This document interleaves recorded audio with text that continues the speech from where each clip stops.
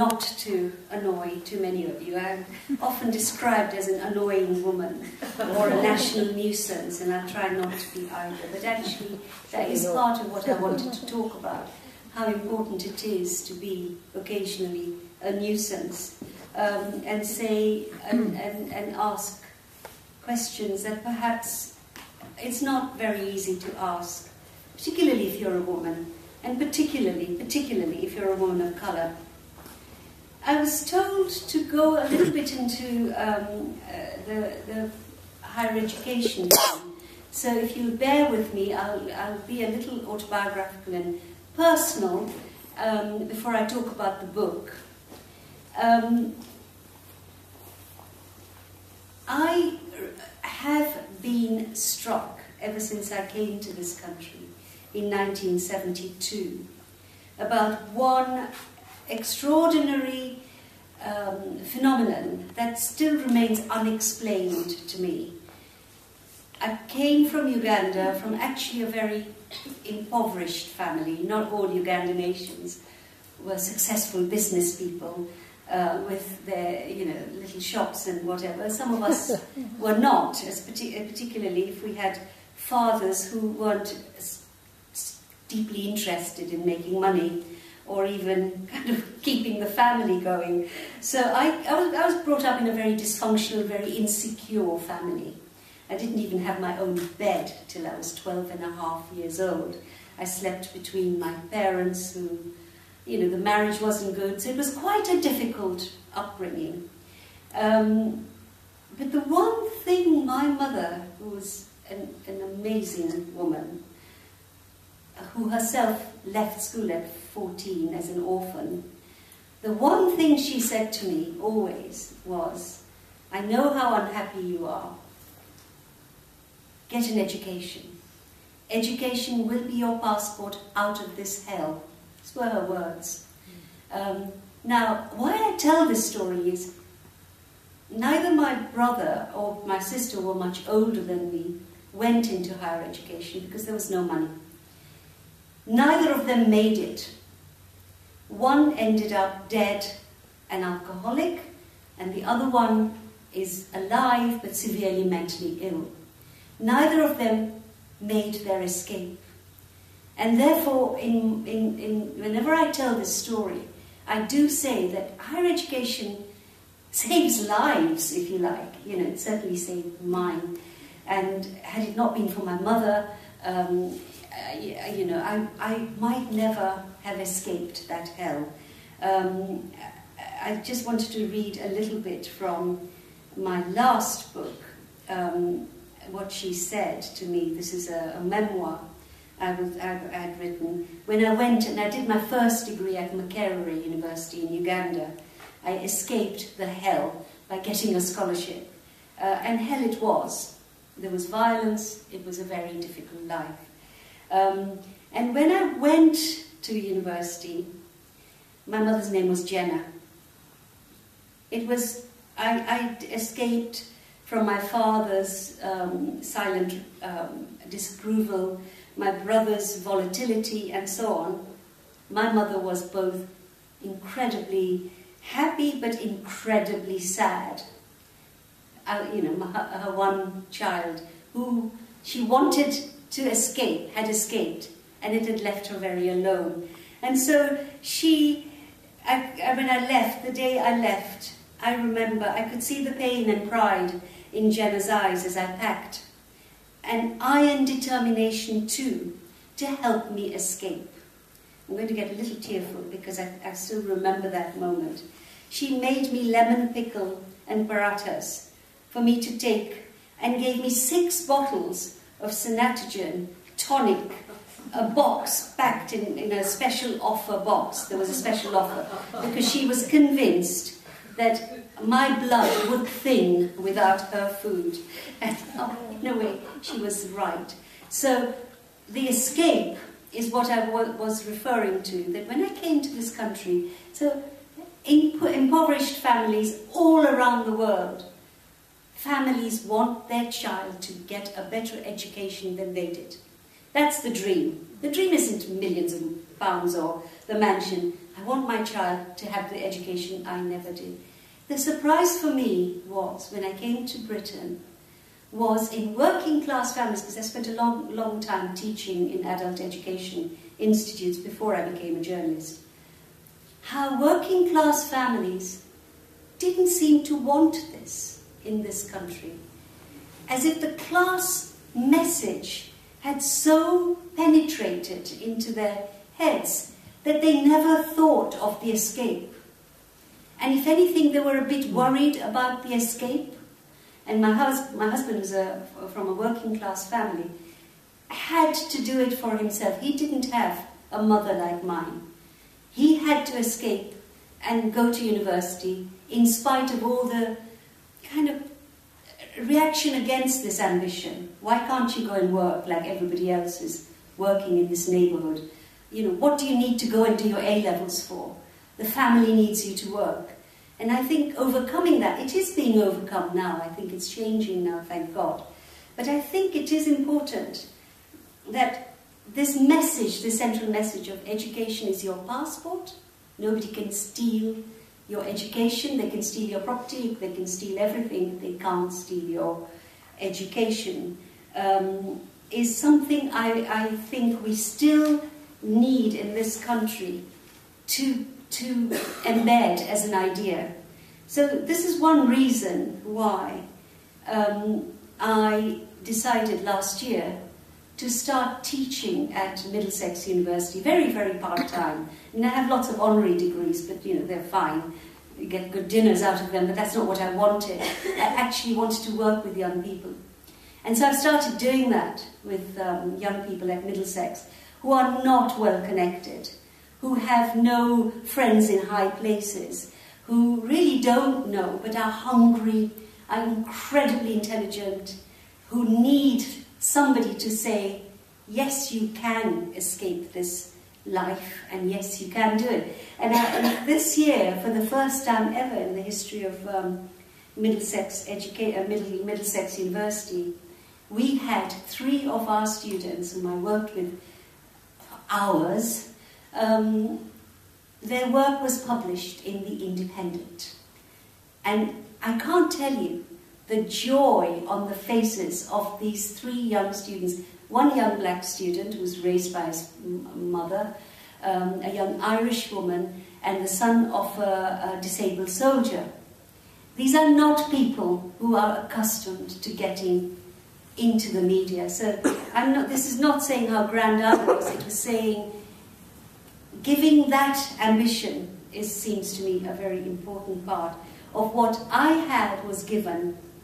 Education gave me a very, very strong sense of who I am, which nobody can ever shift. Nobody's ever been able to shift. Makerere was a wonderful university to go to, and there's someone here who was taught in Uganda. For a brief 5-year period, the university in Uganda was one of the greatest educational establishments in the world. I was taught by Maya Angelou. James Baldwin came to our university. Paul Theroux was my lecturer. V.S. Naipaul, now a very odd man, but then quite an interesting one, also came to my department. It was an amazing intellectual hub, where for the first time white, black and brown young people got together. Oxford was more disappointing, I have to say, incredibly more disappointing, but nevertheless, it did give me that, not just a very strong sense of self, but the inquiring mind. Somebody earlier said, critical thinking, I can't remember who it was, critical thinking, the inquiring mind, the questioning mind, never accepting what you are told or taught, probing, not necessarily ever just wanting to follow what other people are thinking and saying. And I think this is what university should be about. And one of the most depressing things for me these days is that sometimes universities seem to be losing that critical edge, that they are becoming places of conformity. I do not like the new laws that the government has passed about what students or pupils or children can say or think or argue. I think when you shut down the inquiring mind, you shut down something very important, which is at the basis of education and higher education. I used to work with young women in the East End of London and in Southwark. Often there were young mothers from working class backgrounds, sometimes lone mothers, who wanted to get an education, adult education, and go into the workplace. And it was astonishing to see, once the hunger was there, how they became the women they were always meant to be, but life had not given them that chance. So the message about higher education is not just that you get your job. That's overemphasized. I think it is that you see the world and you do not accept that this is how the world should be. So the reason for writing this new book comes from this impulse about what can education do to help us challenge some of the new, quite disturbing ways of thinking that are coming out in this country. I wrote this book for two reasons and for two groups of people. One, the group of English people who are opting for a narrowing of Englishness, if you like. That Englishness is this homogeneous, limited, grey 1950s way of being. Because I say in the book, England is anything but that. England, from the minute it became England, was outward looking. These island people don't look in, they look out. Shakespeare named his first theatre the Globe. And this was even before England had named itself. So it is for those English people who are rightly anxious post-devolution, the English identity is growing, and so on. And so, in part, the educational message here is your history is so much bigger than what you seem to think. Actually, you must be really proud. It is England, I mean England. England has an outward-looking history which the other UK nations do not have. And I also wrote it in a very accessible way for young Muslims, some of whom are incurably angry, it seems to me, and have got it into their heads that the only relationship between us and Britain, and I'm a Muslim, a wine-drinking Muslim, but I'll have to answer God when I get there, that you have been part of England from that moment when England became.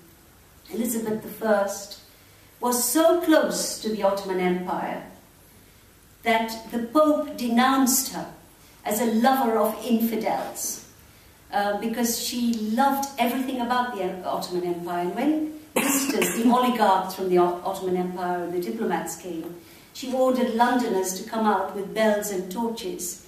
She had their portraits painted. St. Paul's Cathedral, which is such a symbol of the established church, Christopher Wren, the architect, said in his notebooks, I discovered all this when I was educating myself while writing this book, that it was in the Indo-Saracenic style.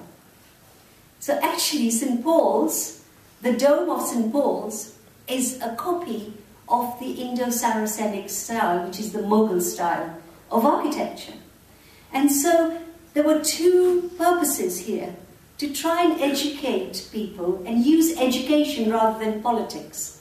You can give political, I argue politically all the time, but I wanted to use history, to use stories of what really has happened from the 16th century to change minds. So I take this book into universities and into A-level classes and so on, and it's incredibly interesting when you start telling people these stories that they have never heard. And first they don't believe you, they think, because they say, oh, they've hated us since the Crusades, and you say, no, they haven't actually.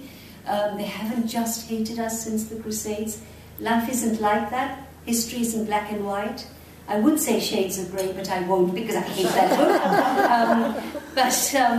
But it is very much about that. So if you bear with me, why I thought it was important to write the book, that there is this other story of England, which I feel incredibly proud to be part of. My husband is English, my daughter is half English, and it all started when I went to Brookwood Cemetery, which I don't know if anybody here knows where Brookwood Cemetery is. It's the most beautiful burial ground in Surrey, near Woking, where the first ever purpose-built mosque was also built in 1888 by English people.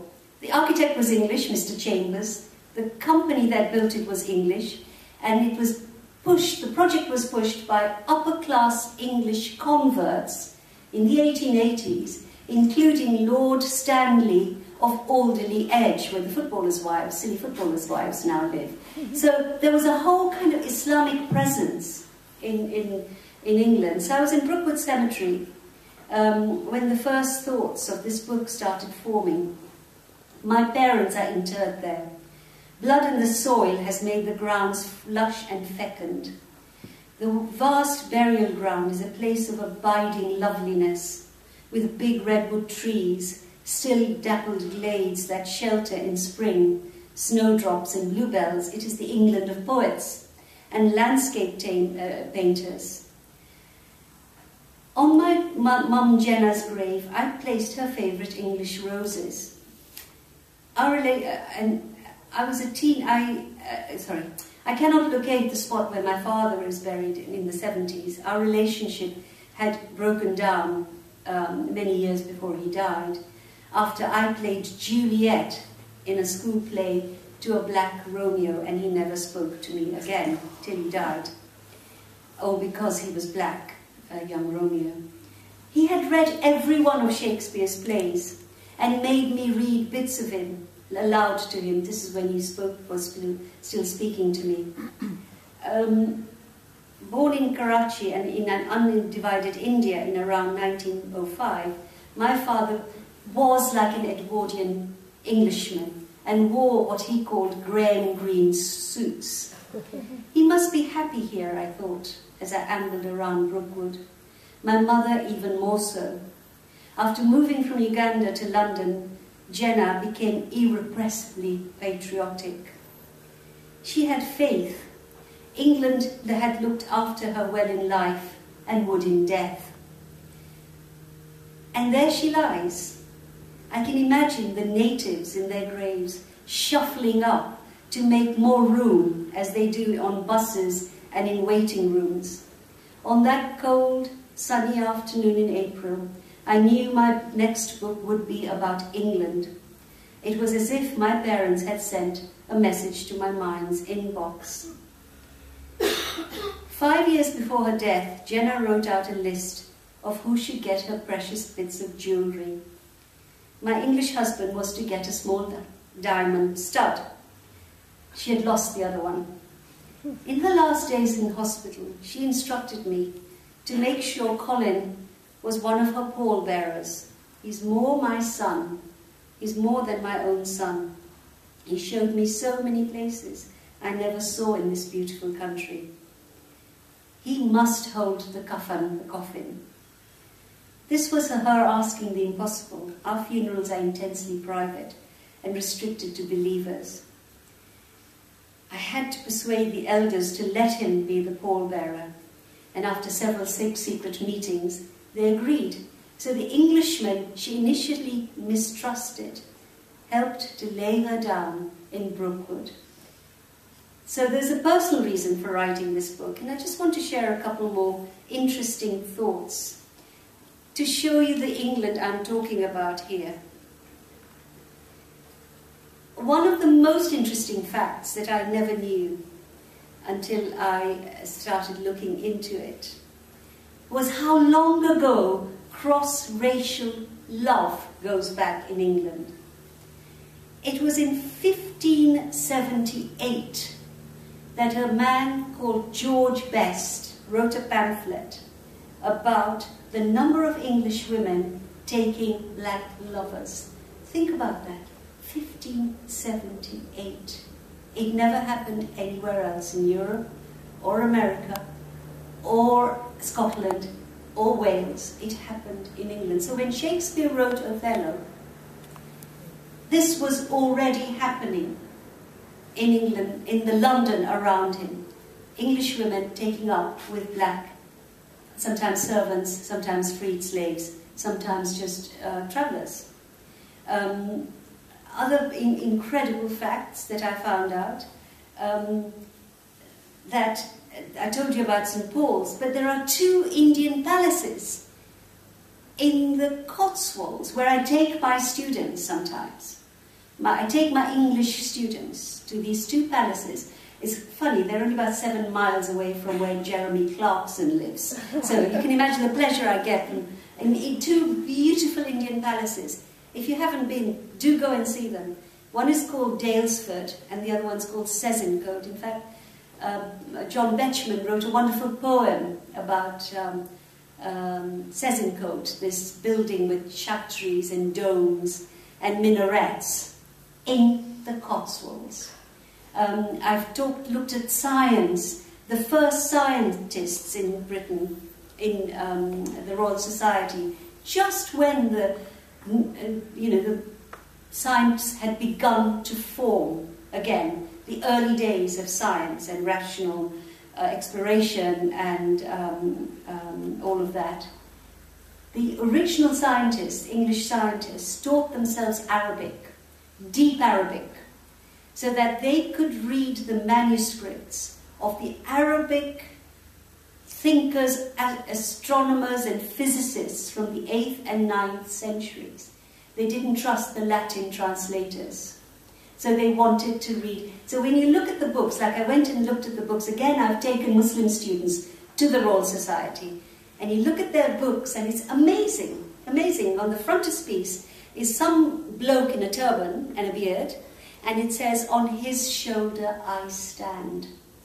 So the value of education in terms of really addressing some of these deep new problems that are afflicting our society seem to me immeasurable. But it has to be the exploratory, free-thinking, inquiring kind of education, not the kind of education that is churning out people to go and earn a salary or be too afraid to debate and ask, which I fear might be happening in our universities. Thank you.